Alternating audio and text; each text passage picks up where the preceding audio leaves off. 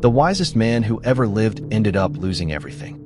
He possessed immeasurable riches, absolute power, worldwide fame, and the direct blessing of God. Kings traveled from the ends of the earth just to hear him speak. Silver was as common as stones.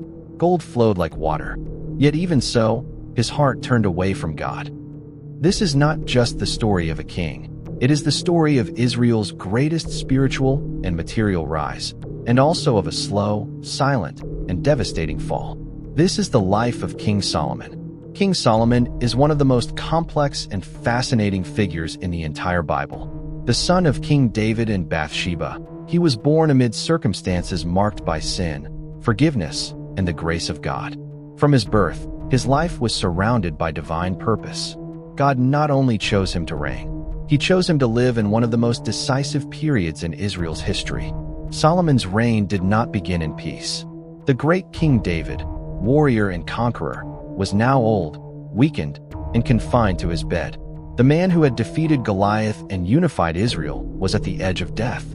At that critical moment, one of his older sons, Adonijah, saw an opportunity. Without consulting his father, without seeking the will of God, and without receiving any anointing, he proclaimed himself king. He organized banquets, gathered influential followers, and acted as if the throne already belonged to him. But while Adonijah celebrated, a crisis was silently unfolding, one that could cost lives. The prophet Nathan and Bathsheba understood the danger. They knew that David had sworn before God that Solomon would be his successor. If Adonijah consolidated his power, Solomon and his mother would be eliminated. Bathsheba entered King David's chamber. The elderly king could barely rise. With respect and urgency, she reminded him of his promise. "My lord, did you not swear that Solomon would reign after you?" David understood the gravity of the situation and made an immediate decision. He ordered that Solomon be anointed king without delay. The priest Zadok, the prophet Nathan, and Benaiah took Solomon to the spring of Gihon. There, before the people, they poured the sacred oil over his head.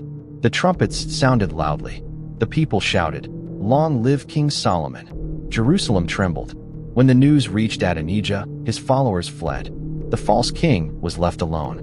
Terrified, he ran to the altar and clung to its horns, begging for mercy. Solomon, now the legitimate king, showed grace and spared his life. But he made one warning clear: treason would not be tolerated. Established on the throne, Solomon went to Gibeon to offer sacrifices to God. That night, while he slept, something happened that would change history forever. God appeared to him in a dream. "Ask whatever you want, and I will give it to you." It was the ultimate opportunity. Solomon could have asked for armies, for long life, or for the death of his enemies. But he chose something different. With humility, he said, "Lord, I am young and inexperienced. Give me a wise and understanding heart to govern your people." God was deeply pleased and replied, "Because you did not ask for riches or power, I will give you wisdom unlike any other man's. And in addition, I will give you riches and honor beyond comparison." From that moment on, Solomon received a supernatural gift. It did not take long for all Israel to see with their own eyes that God had fulfilled his promise. One day, two women came before the royal palace. They were not nobles or influential figures. They were humble women, with no witnesses and no evidence. Both claimed to be the mother of the same child. The throne room fell silent. The justice of the kingdom was about to be tested.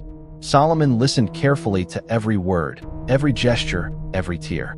When the case seemed impossible, the king ordered a sword to be brought. The tension was palpable. When one of the women begged for the child's life, Solomon understood the truth. That day, the people realized that the king's wisdom was not human. It came from God. From then on, reverent fear filled Israel. Justice was established, and the kingdom began to prosper. Under Solomon's rule, Israel entered an unprecedented era. Wars had ended. The borders were secure. Trade flourished, from Dan to Beersheba. Every family lived in peace. The fields yielded abundant harvests, and the storehouses were full. Solomon organized the kingdom wisely, established administrative districts, appointed governors, and ensured constant provision for the royal household and the people. Israel ceased to be merely a warrior nation. It became a center of knowledge, culture, and diplomacy. Solomon's wisdom was not only seen in his governance. He wrote proverbs, songs, and profound reflections on life, justice, and the fear of God. He spoke of nature, of the trees of Lebanon and the smallest plants. He spoke of the human heart, of prudence and foolishness. People from all nations traveled to hear him, kings, emissaries, and sages. Israel became a light to the nations. At the height of his reign, Solomon undertook the most sacred work of all, the construction of the temple of the Lord. It was not merely a building. It was the place where God's presence would dwell among his people. For 7 years, thousands of workers labored with excellence. Every stone was carved before being set in place. Every detail was covered in gold. When the temple was completed and dedicated, the glory of God descended like a cloud. The priests could not remain standing. Solomon prayed on his knees. He acknowledged that not even the heavens could contain God. He asked for mercy for Israel, and God answered. Solomon's fame crossed seas and deserts. The Queen of Sheba arrived with difficult questions, with riches, and with great expectations.